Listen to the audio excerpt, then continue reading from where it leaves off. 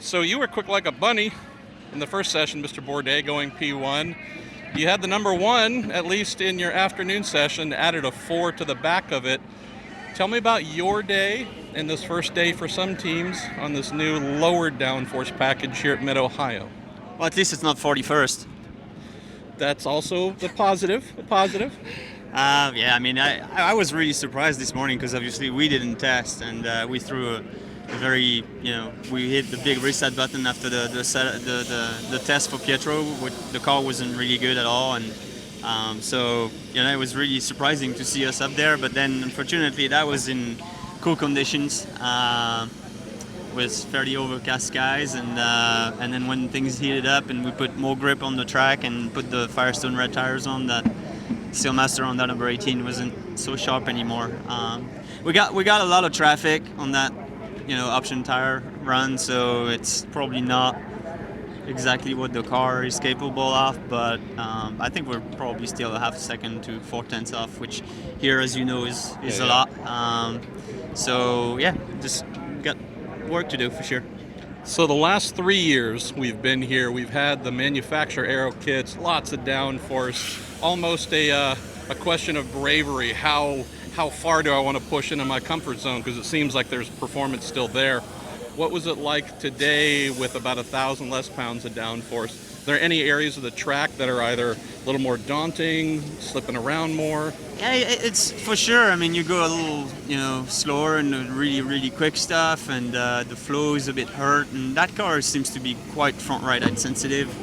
So every time you get over the crest and stuff, you seem to be losing it a little bit. But I think we saw about half of everybody losing it today over crests. But overall, I'd say it's not that very different. It's still in the fives. So yeah, okay, maybe it's a bit less than a second off. It's not that dramatic. I think when everybody gets it dialed in and stuff, it'll be pretty close. You get in the corners a bit faster, and then you brake a little longer, but not that very, very different. Just really all a matter of trying to get the balance right and getting accustomed to what's out there. And this place changes so much. Yeah. You see every session restarts in 68 for the poor guy who decides to go first, and then you gain 3 seconds. So it's always like that here. And Max Chilton led early in the morning session, so it truly is a place where anybody can get out, just getting to the right time to get the right lap. Yeah, but bottom line, it starts really slow and it grips up real quick, and in the race it's the same thing, and every time there is a safety car, you restart and the track is all green because there's no rubber anymore. So you get kind of used to going through all sorts of different phases and all sorts of different balances, it's really what this place is all about. So you just have to get the car exactly at the right place at the right time with the right balance, and we just haven't done that this afternoon. Let's talk about one more general topic. So you being one of the leaders among the drivers and such, I don't know if I would say etiquette was at a high point today. It seemed like there was a lot of everyone going for themselves. I realize this is open wheel racing, single seaters, kind of everyone is out for themselves, but what's your take on the general level of playing nicely with one another today, or were we pushing the margins a bit?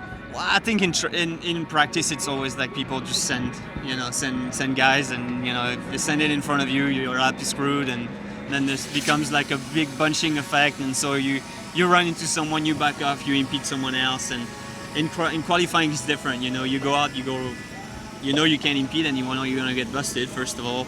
So everybody pays attention, and if nobody gets impeded, things work out a lot better. Plus, there's only half the cars, so that really helps. But it's a tiny track.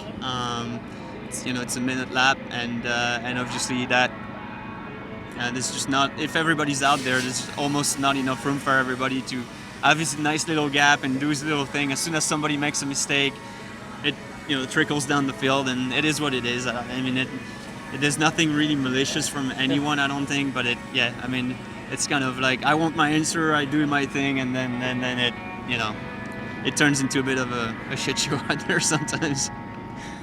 All right, so we're hoping for a happier French fry here to my hamburger for tomorrow, and Yeah, hopefully fewer spins, less contact. I mean, Less it's red only flags. Friday, and we've And got Dale's about to mess speaking up of the red camera, flags, so we I got think Dale we got a Coyne big behind problem the here. camera here. All right, we better stop right now. It's heading downhill.